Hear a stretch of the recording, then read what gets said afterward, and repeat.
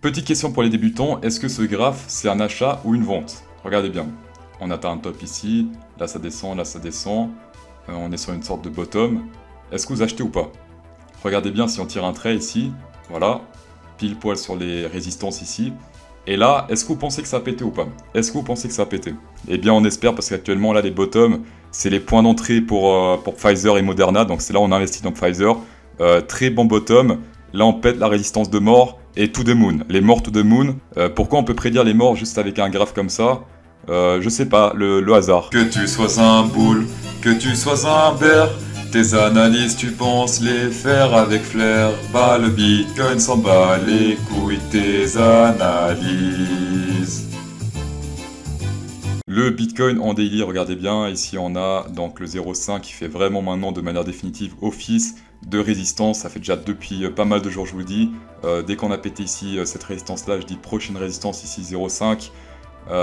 Possible retournement puisqu'ici on est sur une divergence bear, regardez ici, là ça descend et ici ça monte. Divergence potentielle puisqu'ici la boule rouge n'est pas encore confirmée, elle est confirmée dans 11h49, ça signifie que dans 11h49, si la boule rouge est toujours là, c'est un short. Pour les zones de retournement potentiel, on a ici logiquement le top ici sur ce rebond, donc au niveau des bougies. Ensuite le 0,382 ici qui est pile poil au même niveau que le rebond d'ici qui l'a fait retourner aux abysses. Donc 0,382 ici, 0,5 pas grand chose et 0,6 ici on a ce petit top ici. Bon après c'est un range, il y a des tops et des bottoms de partout. Voilà, donc zone de prise de profit je dirais ici. Donc ce rebond ici c'est vers les 42 408 et ici on a du 40 000 plus ou moins, 40 069 voilà. Et puis le reste vous pouvez laisser couler une petite partie. Si on prend le fib depuis ce bottom là en daily aussi, donc top bottom, on a le 0,618 qui est pile poil aussi ici sur le top de ce range on va dire. Donc zone plutôt probable ici, donc là ça peut faire office de résistance ici au niveau du fib et au niveau des bougies. En 4 heures on a pété le ascending triangle, donc le ascending wedge juste ici. J'avais dit aussi que c'était plus probable qu'il pète vers la baisse que vers la hausse. Voilà, ici comme d'hier, super trade à prendre, regardez ici, divergence, là ça monte, ici ça descend sur le RSI. Bon là ça descend et la boule rouge, donc le short était à faire ici sur cette bougie rouge, voilà celle-là. Donc là c'était un très bon short à faire. Pour les targets 4 heures ici, niveau Fibonacci, on a ici le 0,382, donc vers les 43 000. Ouais, 43 200 dans cette zone-là, ça fait déjà pas mal de bénéfices jusqu'à là, donc prenez un peu ici et puis le reste vous pouvez laisser couler. Là il y a certains qui vont me dire ouais CryptoSauce pourquoi tu prends une tendance bear, enfin une divergence bear, alors que la tendance est haussière? Simplement parce qu'en weekly, on a touché une grosse résistance et le weekly le remporte sur le 4 heures, sur le daily, etc.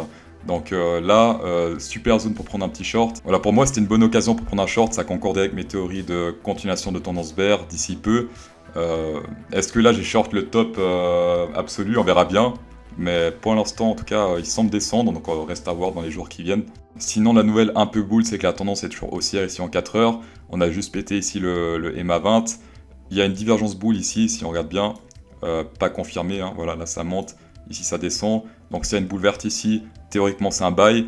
Si elle est toujours confirmée, hein, la divergence, donc si là ça monte toujours et là ça descend, théoriquement c'est un buy. Pour faire les trades, ça se passe sur Bybit, la plateforme avec le moins de frais de trade au monde, jusqu'à 1600 $ de coupon bonus si vous faites un premier dépôt avec mon lien ici en description, tapez dedans. La promo se termine dans 6 jours, après je crois qu'on retournera à 600 $ au lieu de 1600. On va passer sur Ethereum. Actuellement, qu'est-ce qu'on a ici? Il y a un truc très bizarre sur Ethereum, là je sais pas ce qui se passe, c'est que on a une grosse résistance ici. Ça fait 5 jours maintenant, 1, 2, 3, 4, 5, 6, qui clôture pile poil toujours en dessous de cette résistance, c'est très étrange. Il y a éventuellement ici des bougies, mais c'est rien d'incroyable. Hein. Voilà, si vous avez un avis dans les commentaires à quoi ça correspond, bah postez, mais là il y a vraiment un truc bizarre, là je sais pas pourquoi ce niveau exact. Ça correspond limite au rebondissement de cette bougie là, mais sinon il n'y a rien quoi, c'est très bizarre, en tout cas là je pourrais pas vous dire pourquoi il rebondit toujours là. Il y a un truc bizarre là, il y a un gros whale là qui est d'Ether et qui vend tout. Bon dans tous les cas Ether, j'espère que tu vas atteindre ta target ici 0,58 hein. Ether, tiens bien. Voilà, parce que je fais aussi des références pour mes spectateurs boomers, c'est toujours un plaisir. Bon, bah du coup on fait attention à ce que fait le Bitcoin dans les heures qui suivent. Si il baisse, bah Ethereum souvent baisse aussi. Évitez de trop trader Ethereum actuellement, d'accord? Parce que j'ai l'impression que là c'est très louche en fait. Cette résistance là elle est vraiment très louche. C'est très rare une résistance comme ça en daily. 6 à la suite où il clôture exactement au même niveau, c'est assez étrange ça, c'est très bizarre. Je crois que c'est encore jamais arrivé. Sinon sur Ethereum en 4 heures, les divergences parlent d'elles-mêmes. Regardez ici, rouge, voilà. C'est le VMC qui les affiche, hein, c'est pas moi. Et sinon, on a des divergences boules potentielles ici. Est-ce qu'elle va gagner? J'en sais rien, mais regardez ici, là ça monte, ici ça descend, comme sur le Bitcoin. Alors, si divergence boule confirmée, je vous conseille de le faire plutôt sur le Bitcoin, parce que si le Bitcoin chute, bah, le reste suit. Ils s'en battent les couilles s'il y a une divergence boule ou pas. Donc quand le Bitcoin chute, mieux vaut trader uniquement le Bitcoin, d'accord? Ah ouais, aussi quand le Bitcoin chute, en général les alts chutent aussi, mais beaucoup plus. Donc en gros, quand le Bitcoin chute, c'est plus rentable de shorter les alts que le Bitcoin. On va passer au coin du public. Ici, on a Roland Dadji qui dit Uni m'en sauce. Alors, Uni déjà en weekly. Ah ouais, dommage, son historique, on dévoile pas beaucoup sur lui. Contrairement à mon historique de navigateur internet. En daily, est-ce que le hasard va faire que? Et voilà, le hasard une fois de plus. 0,5 comme le Bitcoin, il se fait rejeter actuellement. Le souci ici, c'est quoi? Pour analyser, c'est que ici on a une boule rouge sur une bougie bleue. Ça c'est pas bon, c'est-à-dire qu'on short pas. C'est des pièges, hein. Quand c'est boule rouge, bougie bleue, c'est piège. Et là le problème c'est s'il se retourne réellement par la suite, c'est elle va plus réapparaître, vu qu'il n'y a pas deux boules rouges à la suite qui apparaissent.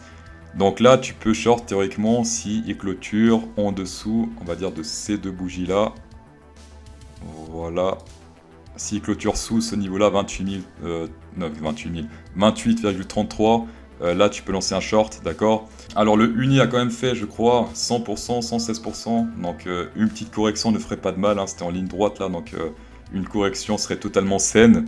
À gauche, on a ici cette double résistance ici, double top. Ici, ça a l'air de rebondir pour l'instant en tout cas, bougie pas clôturée, hein, je vous rappelle. Donc si ça clôture en dessous, bah, tu sais ce qu'il reste à faire. Si tu es en long dans l'Uni, prends des profits maintenant, c'est très important. Je dirais 30, 40 comme tu veux. Mais prends un peu de profit et tu mets ton stop loss à ton prix d'entrée selon où tu es rentré. Pour les targets Fibonacci, on prend depuis le bottom, on met ici. On peut en faire deux en même temps. On a un ici et un qu'on peut mettre à partir de ce rebond ici. Pour voir si ça correspond. Voilà, plus ou moins top. Alors, est-ce qu'il y en a qui correspondent ici? Regarde ici le 0,382, il est pile poil sur 0,6 ici. Donc, zone potentielle de prise de profit ici, d'accord? Et de retournement donc, pour remonter à la hausse. Remonter à la hausse, bravo. Voilà, sinon deuxième prise de profit, 0,5 pile poil ici sur le top, ici, donc sur ce rebond-là. Et 0,6, il n'y a pas grand-chose. Pas grand-chose ici, en tout cas à gauche. Donc, durant ton short, tu prends 30% ici, 30% là, et le reste, tu peux laisser couler. 30%, je dis ça, tu peux mettre 25 ou 10 ou comme tu veux, mais voilà, en tout cas pour l'instant c'est à la baisse si cette bougie-là clôture ainsi. Et si par miracle, je ne sais pas lequel, par pure chance, je dirais, la bougie clôture ici au-dessus de 30,60, la prochaine target ici 0,58, voilà, vers les 34,50. Et après, s'il pète ça, c'est le top. Merci beaucoup d'avoir checké cette vidéo, ça fait vraiment plaisir. Mettez un pouce bleu afin de faire exploser le nombre de morts Covid et afin de faire exploser mon compte en banque aussi grâce à Moderna et Pfizer. Voilà, bonne soirée.